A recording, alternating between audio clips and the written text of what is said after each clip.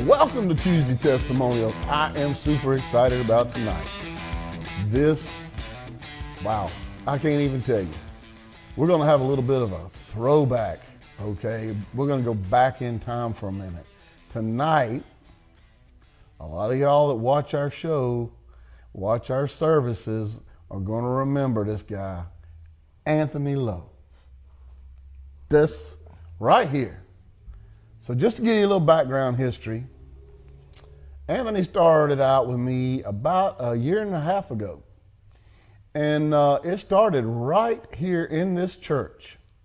The night I got ordained, I stood straight up, turned around, and put him in a baptismal, a little horse trough, and baptized him.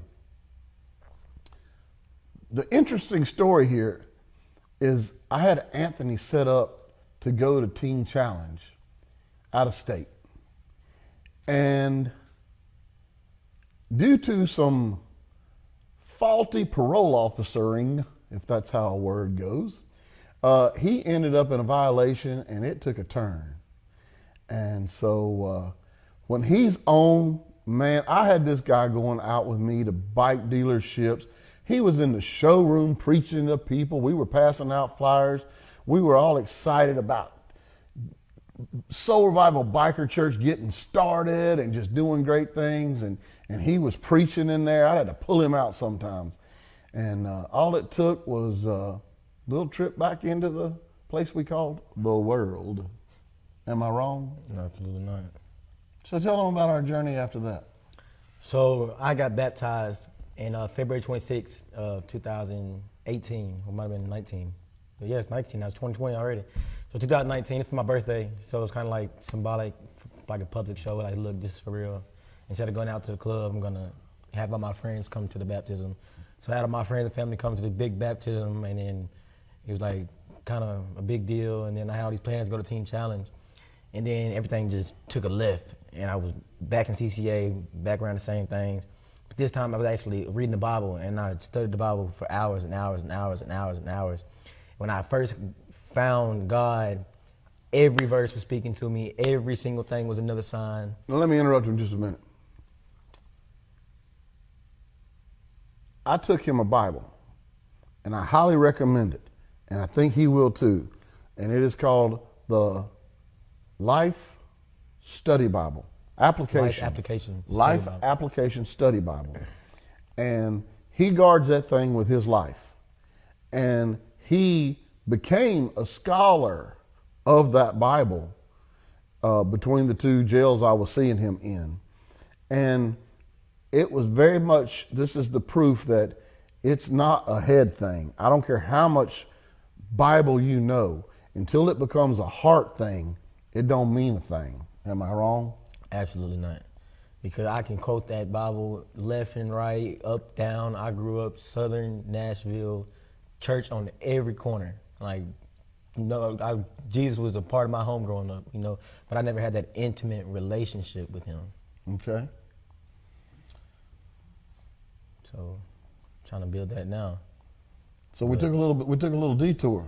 Well, here we sit a year and a half later. I had a pastor's class I took one time called Know Thy Enemy. He says, it's called the honeymoon phase. He said, when you first come to God, he's going to show you, look, I'm real, this is the real deal. But you got to put some legwork in. And it kind of mellows out and gets into your everyday life. And then life kind of hits. And then left turn, right turn. And then you kind of stay on a straight and narrow. Because, in the Bible it says, straight and narrow is the path of life, and path of destruction. Right. Is, Come on, preach. So it's every single thing, every question, because I'm always trying to seek the knowledge in everything. I always wanted to try to figure things out and never wanted to be unknown. I'm a smaller dude, so I always wanted to make sure to lead where I was at. And it's kind of hard to give it to God sometimes. Like I said, one of our other Tuesday testimonials, when you used to being on the street, you used to being a survivor, you used to taking care of yourself, it's hard to depend on anybody else, even God. And y'all don't understand, he is a smaller guy, But dude, this guy's feared on the streets. He's feared in the gangs. He's earned his stripes. He's done his thing. And that just, it makes him a strong warrior for Christ. And it's just amazing because, I mean, there's been times he called me, after that I just would kind of hang up on him and say, look, man, you're not ready yet. Wouldn't I? Absolutely. I tell you, I love you. I tell you, when you truly ready, I'll be there. Have I ever lied to you? Nope. I was there every time. But what Anthony had to learn the hard way was the streets ain't your friend. You know, the streets, the people in the streets, they say they're your family, they say they love you, but they're going to be the first ones to turn on you. You just watch what happens when you don't do things their way. And Anthony taught me a little something I used to say in the prisons all the time. There ain't no 401k in the streets, ain't no company car in the streets. There ain't nothing but death or prison. Am I wrong? Well, in these gangs, you have this image of you're gonna get this money and you're gonna get this and they're gonna take care of you and you're gonna have this family and we all love you. But if you try to do something positive and do something right, it's kind of looked down upon because it says every single thing you think of is in that Bible is a verse for every situation. So when I seen that it said there's a man that seemed wise in the ways of the world, but foolish in the eyes of the Lord, it kind of led me to be like, okay, well actually y'all are gonna think this is ignorant anyway. If I try to do something positive, y'all are gonna look at me as being weaker or stupid or trying to, change up. But in reality, I'm trying to do something better. I'm trying to not conform to the ways of the world. Instead of, I grew up church on every corner. You better not go to church, you better not do that and conform to the ways of the world. But in reality, the ways of the world are not of Christianity. It's not cool it's cool right what's accepted right now is not how I was raised up with my community. And how much money have you made in them streets? Bunch. I mean, I was never a drug addict or anything like that. Coming from a pretty connected family. My stepdad in prison for a long time. Just give me a number though. How much do you think you've made? $100K easy a year. $100K a year. I'm not blown. It goes so quick. It goes just as fast. How much you got in your pocket now? $20. $20. $20. But I got more. There's some things you can't pay. So I had achieved this goal. I had achieved this. Okay, I got these stacks of cash put up, and I got all these drugs, and I got these women, and this social status, and these communities where they hold the doors for you. You're instantly respected, and you go to church on Sundays, and you put the plate in the offering, but everybody kind of looks the other way because you kind of have this financial status. But I see my friend, James Turley, who grew up with in high school, and then we actually was in CCA together, and he was just so happy. Man, he was stressing about money all the time. And I'm like, I can't believe you're stressing about money. You can just push a pack, and it's so easy. But he's just like, man, I just really don't want to do that, man. I'm like, I'm just so happy. He's like, man, you want to come pass out food with me to these homeless people? So out here, and I seen Soul Revival, and we're just doing so much in these communities, and we're under these bridges. And I know these homeless people. I grew up with these homeless people. I saw these homeless people crack, so they know me. And man, we're really just out there in them hedges and them bridges, and trying to keep these people's head calm and putting food on these people's stomach and really giving them a breath of fresh air and showing them love and unconditional love. And I grew up like the church was not the place you wanted to go to be loved. It was the place you wanted to go to be judged. But recently, you had a relapse, right? Oh yeah. See, when this coronavirus hit, I'm in the restaurant business. I like in the culinary business, like fine dining. He's gonna be a big chef one day, so y'all remember this Mark cat. my words, y'all remember my name. Telling Anthony Lowe, remember it, big chef. So I was working in this big restaurant in Nashville, Tennessee. It's like one of the top 5 restaurants in America. It's called, I'm gonna say, 'cause I don't have any affiliation with that business right now. But anyway, it was a pretty high-end fine dining. When the coronavirus hit, I got denied for unemployment because I just got out January 3rd, and you had to be working for the tax year of the few months before that. So the coronavirus hit, and we still got all these bills coming in, and then with the drug users still on do drugs. That's it's non-existent. When you're on the streets, it's like you're not even in real life, so you don't even see, like you're not getting this paycheck in, you're not getting these hours, you're not learning this skill.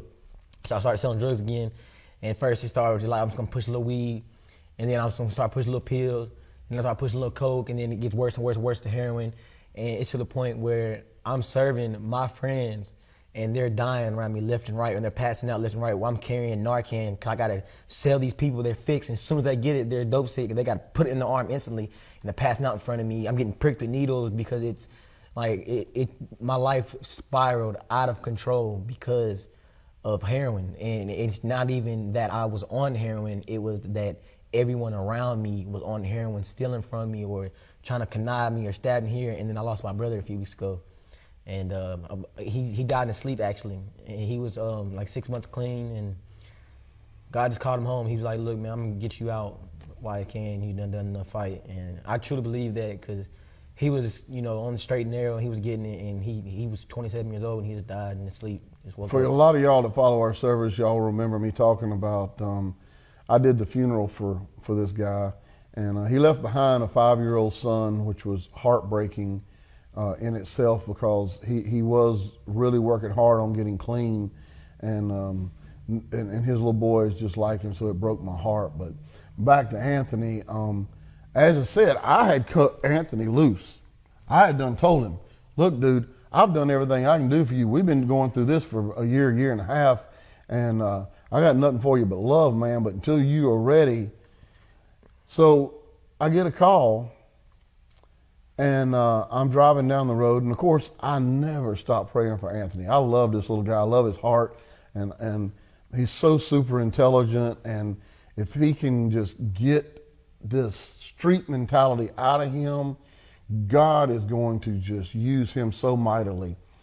But I got a call coming down the interstate. I could have got out the car and run home when you called me. He has signed himself into Teen Challenge. He didn't call me to do it. He didn't call me to ask me if I would help him. Nothing. He's taken the initiative on his own, and probably, had he had the money to get in there by himself, would not have called me. He just wanted to go away and do his thing and come back clean and show everybody he could do it. And he called me and needed some financial support. So I called my pastor, Pastor Greg Locke at Global Vision Bible Church, who Anthony also attends church. He's a dual member of both churches. We just happened to connect a little bit more because of my past and everything. And I called Greg Locke, and I said, Greg, Anthony's finally ready, and I need your help with the money. It's a little bit above what our budget is right now. And without hesitation, Pastor Locke said, I got you. Whatever you need, just let me know. And so we've worked it out. Well, we tried to get Anthony a bus to go, and they said no buses are going to be leaving out of town. We couldn't get him one out for like 4 or 5 days, and they've got him a bed where he's going. We got to be there Monday. So God told me right then and there, guess what, y'all going on a road trip. So I'm driving him. We're leaving out tomorrow morning about 5:30 in the morning. We're filming this a different date, so that's kind of why it ain't lining up. But we got an 8.5 hour drive down there, and then I'm going to be turning around and coming back. I want to check out the facility, because I don't like sending people to facilities I don't know nothing about. So this kid's almost become like a son to me, and I'm not going to drop him off somewhere I don't know it's a good place, and I mean, especially 8 hours away from here, because I guarantee you if something happens, I'm going to be the one having to go back down there. And I ain't doing it, bro. You on your own, cuz. I'll just tell you, the next time I make an 8 hour trip, I'll be coming to your graduation. Man. And so he is on it. He's in it to win it this time. He's proven it by taking the initiative to do all this by himself. And so we're going to call this Anthony Lowe Part 1 in, 12 months, 12 to 18 months. 18 months, because he's going to work at Teen Challenge. In 18 months, we're going to have him right back on this show, and he's going to be giving us the praise report of how that program affected him. Have no doubt, I'm claiming it in the name of Jesus Christ of Nazareth, he is going to throw an anointing on this kid. And brother, I love you. You know I do. There's another little story I could tell you. Let me go on. I know we're running long here, but I'm going to tell y'all. So Anthony is mixed, I can say that. And the night I baptized him, like he said, he could have been out in the clubs partying. It was his birthday, but he brought his whole family into church for this. Now, a lot of y'all saw me when I first started out. I was preaching. I had a rebel flag patch right here. We sat in a dinner. I took him to dinner after baptism, and he kept staring at it. I'm like, dude, come on, you got something on your mind. Speak what's on your mind. And he said, Pastor Chris, he said, you know half my family's black, right? And I was like, yeah. He said, the only reason they was there tonight because I was getting baptized. He said, if they walked in your church, seen this big skinhead looking dude up there with a rebel flag on his vest, they would have got up and left. Right? Absolutely. They would have drugged me out. So what happened next? You took a knife out at dinner. We're at Finger at Chili's, and You went to the bathroom. and you pulled a knife out and you cut the patch off right off the biker vest right then and there, and you handed me the patch. And I still have that patch to this day. It's put up somewhere. I think my cousin has it because she's seen it in the house one day. She's like, "Why do you have a rebel flag in the house?" My entire family's black. I don't know any white side of my family, so my entire side is black, you know. And so they like try to make, and my skin color is so white, they try to pour this like really hatred of white people into me. Right. And it's just not me. I've never been a hated person. I grew up in you know, multicultural, Asian, Africans, everything. And so they he just cut that patch off and just showed me like, this is the real deal, you know, like that's no joke. I told my cousin about it, and she told my auntie about it, and they told my cousin about it. So everybody wanted to know, like, man, who's that dude that why you have that rebel flag in your room about, you know, tell him about that. And it kind of set a course on. Do you remember what I told you? He said if it's gonna cause me to have any type of ministry in you or your family's lives or cause any discord, I don't want it. Right. If that patch means I can't preach to all of God's children, that I'm going to offend them, I mean, guys, 3/4 of my ministry is black. I never thought about it because to me it was a sign of heritage. I'm Southern born, Southern bred, and it was just heritage for me. I never gave it that kind of thought because I don't look at color. And when he pointed it out to me, it had to go, and it had to go right then. And the next day he called me. He's like, "Man, I just can't believe you did that. I can't believe you did that." He said, "You told me how much it meant to you about heritage." And, you know, I just reiterated, if there's something in my life that's going to cause me from preaching to all of God's kids, it's got to go. It just has to go. He's like, "Man, I'm the only black kid in the neighborhood with a rebel flag." Cause I'm in an all black neighborhood in the inner city, like right outside on Jefferson Street, you know, in that neighborhood and things like that. And so people come in my room and they kind of see it and they're like, "Why you got this on?" I'm like, "Let me tell you that story about that. It's a funny story about that actually." This just old like biker. Yeah, you know, and you see everybody like came to the baptism. It was a big deal. Like, yeah. Like I kind of have a name for myself in my city, in Nashville. I've never been outside of my city, so me going to Louisiana, it's my first time ever leaving the city as an adult. We got him going.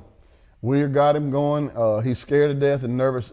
Y'all please start praying for Anthony right now, right this minute. If you're watching this, lift him up. You know, I hate it when people say, "Oh yeah, I'll pray for you," and then they never do. You know, I preach to my people in the congregation. If somebody says, "Hey, I need you to pray for me," you stop what you're doing. You grab them by the hand and you pray right then and right there. So I'm asking all of y'all right now to pray for Anthony tonight. Bro, we're going to have a good road trip. God's going to do miracles. You guys remember what I always tell you. God loves you. We love you. Ain't nothing y'all can do about it. Peace out.